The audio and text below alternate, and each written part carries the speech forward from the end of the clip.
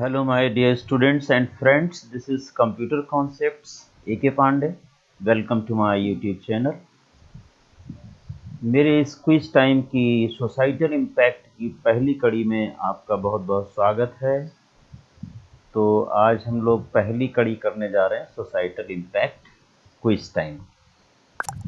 आइए देखते हैं कौन से क्वेश्चन सोसाइटल इम्पैक्ट से आते हैं, किस तरह के क्वेश्चन आते हैं, हमें उसे कैसे अटेम्प्ट करना है। तो लीजिए पहले प्रश्न पर जाने से पहले उन बच्चों के लिए जो कई बार निराश हो जाते हैं या उन बच्चों के लिए जो आशावान हैं, उनके लिए भी एक मैं शेर याद आ रहा है मुझे, जिसे आपको नज़र करना चाहूँगा। सफ़र की हद है वहाँ तक कि कुछ निशान रहे, सफ़र की हद है वहाँ तक कि कुछ निशान रहे, चले चलो कि जहाँ तक ये आसमान रहे। ये क्या उठाए कदम और आ गई मंजिल, ये क्या उठाए कदम और आ गई मंजिल, मज़ा तो तब है कि पैरों में कुछ थकान रहे। जी हाँ, जब तक हम कर्म नहीं करेंगे, जब तक हम कुछ थकेंगे नहीं, जब तक हम परिश्रम नहीं करेंगे, तब तक कुछ हो नहीं सकता है। इसलिए उसी परिश्रम का सहारा लेकर, उसी थकान का सहारा लेकर के हम बढ़ते हैं प्रश्न संख्या 1 सोसाइटल इम्पैक्ट की इस क्विज टाइम की सीरीज से। पहला प्रश्न आपके सामने, it refers to using some other's person's idea and information without acknowledging that specific person as a source. उस इंसान के जो कलाकारी है, आइडिया है, विचार है, उसको बिना उसको एक्नॉलेज किए, बिना रेफ़र किए, उसको उसका रेफरेंस बिना दिए आप उसे यूज़ कर रहे हैं, तो उसे क्या कहते हैं? बहुत ही आसान प्रश्न है। Yes, it's plagiarism only. Plagiarism जो है एक ऐसा एक्ट है जो किसी की आइडिया को, किसी की सोच को, किसी के राइटअप को, किसी के विचार को आप कॉपी करते हैं विदाउट साइटिंग द रिसोर्स, कि वो कहाँ से लिया गया है, किसकी वो कृति है, किसकी वो आर्ट है, किसका वो म्यूज़िक है, ऐसा बिना किए हुए वो प्लेगेरिज्म है और ये एक क्राइम है। आइए सेकंड प्रश्न की तरफ चलते हैं। दूसरा प्रश्न है, अ trademark dash is represented graphically, can distinguish the goods or services of the person from others, may include shapes of goods or combination of colors, all of the above. Yes, please give the right answer. और right answer is D part, all of the above. ये सारे बिल्कुल trademark के लिए सही।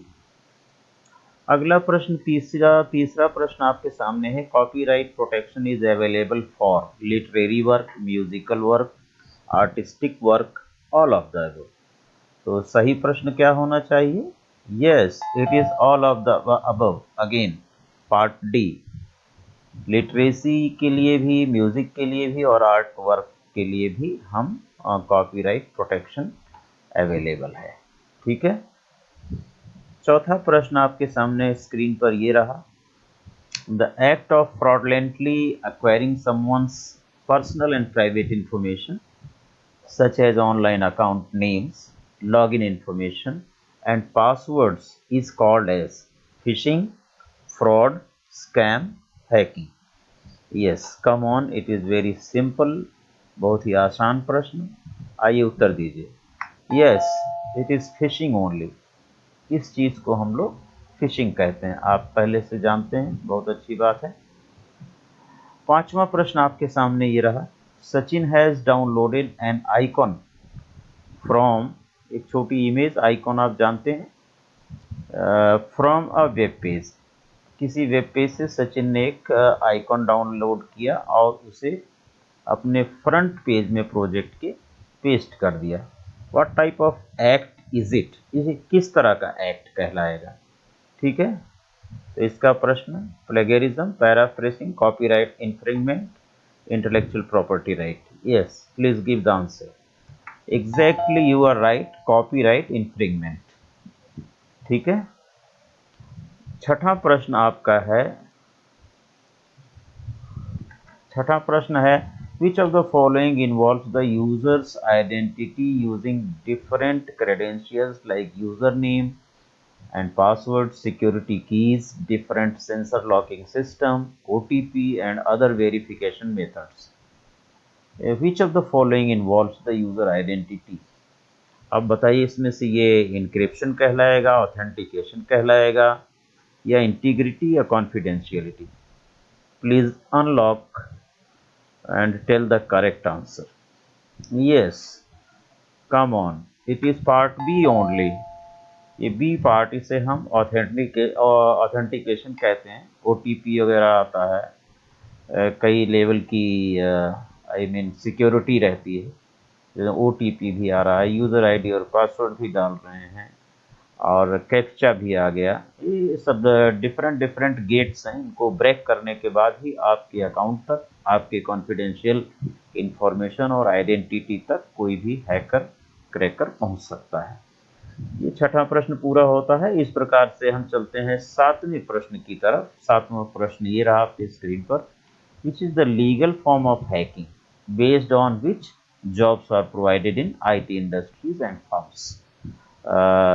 IT industries में, firms में, cyber crime branch में, वहाँ पर ऐसे लोगों को जॉब मिलता है जो आउट ऑफ दीज 4 क्या करते हैं? Cracking, non ethical hacking, ethical hacking, hacktivism. चारों में से सही उत्तर क्या है आपका? Yes, you are absolutely right, it is ethical hacking. ऐसे लोगों के लिए लीगल जॉब्स अवेलेबल हैं IT इंडस्ट्रीज में। वैसे आप जानते हैं हैकिंग जो है वो इलीगल है, लेकिन उसमें भी 2 ब्रांचेज है, ethical hacking, non ethical hacking. एक अच्छे काम के लिए हैकिंग और एक बुरे काम के लिए हैकिंग। इंटेंशन क्या है, पर्पस क्या है, उस पर डिपेंड करता है।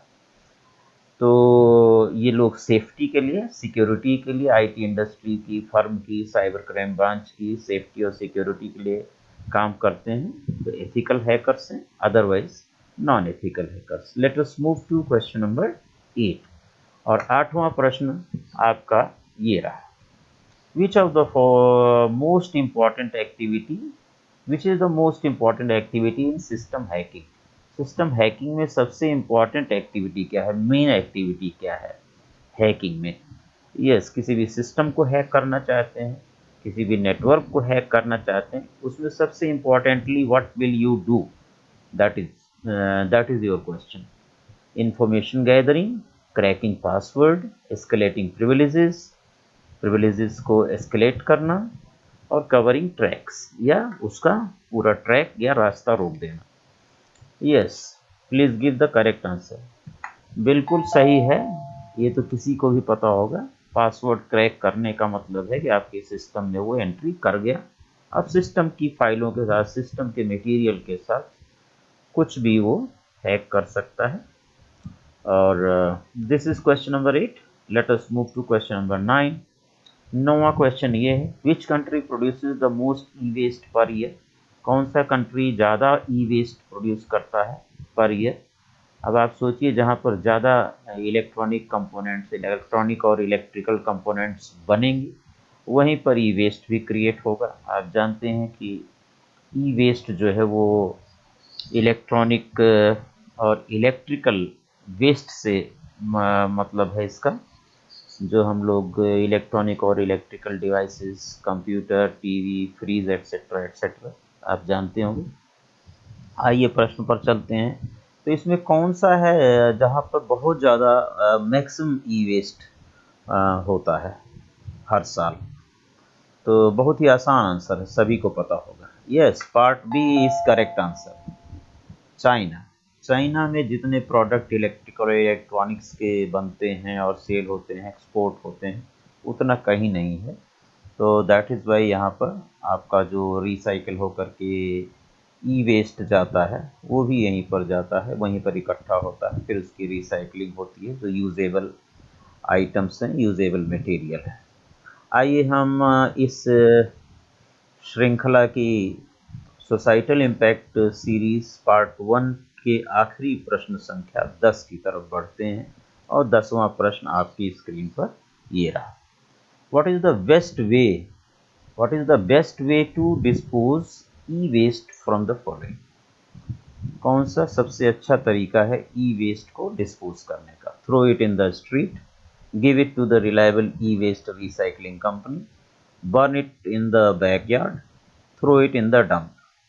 तो इन चारों में से आपको शायद सही उत्तर का पता चल गया होगा, क्योंकि बहुत आसान है कि भाई थोड़ा ठीक से आप उसको डिस्पोज ऑफ करेंगे, क्योंकि उसके अंदर हर चीज़ ऐसे नहीं होती है।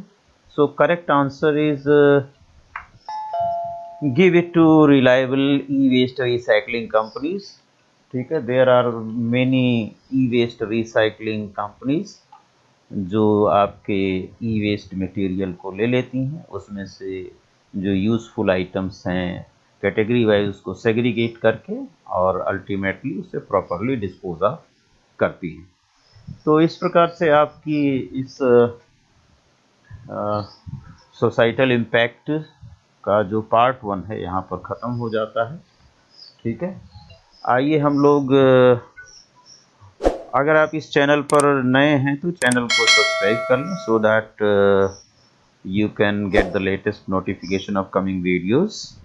ठीक है, और ज़्यादा चिंता करने की ज़रूरत नहीं है, अपना लगातार परिश्रम करते रहिए, रेगुलरिटी मेंटेन कीजिए। आईपी को आप डेली 1 घंटा देते रहिए, 40 मिनट से 1 घंटा आप डेली देंगे आईपी में, तो आपको कोई फेल नहीं कर सकता, बल्कि आप बहुत अच्छा नंबर लेकर के आएंगे। तो अभी तक अगर आपने कोई समय वेस्ट किया है या बर्बाद किया है, तो अब आगे नहीं बर्बाद करना है, उसको बेस्ट यूटिलाइज करना है। और इस वीडियो को ज़्यादा से ज़्यादा शेयर और लाइक करें। सोसाइटल इम्पैक्ट पर और सारी सीरीज़ ऐसे मैं देता रहूँगा, लेकर के नई नई सीरीज़ आता रहूँगा। और अंत में फिर से एक शेर आ रहा है आपके लिए, जो गुज़र गया है उसे याद मत करो, मुकद्दर में जो लिखा है उसकी फरियाद मत करो, मुकद्दर में जो लिखा है वो होकर रहेगा, तुम कल के चक्कर में आज को बर्बाद मत करो। इसलिए परिश्रम करते रहो, अपना कर्म करते रहो, कर्मण्येवाधिकारस्ते मा फलेषु कदाचन। तो कर्म से बढ़कर के कुछ नहीं है, रेगुलरिटी, पंक्चुअलिटी, अपना कर्म, रिवीजन और practice equal to the best score. So thank you very much for watching. Thank you.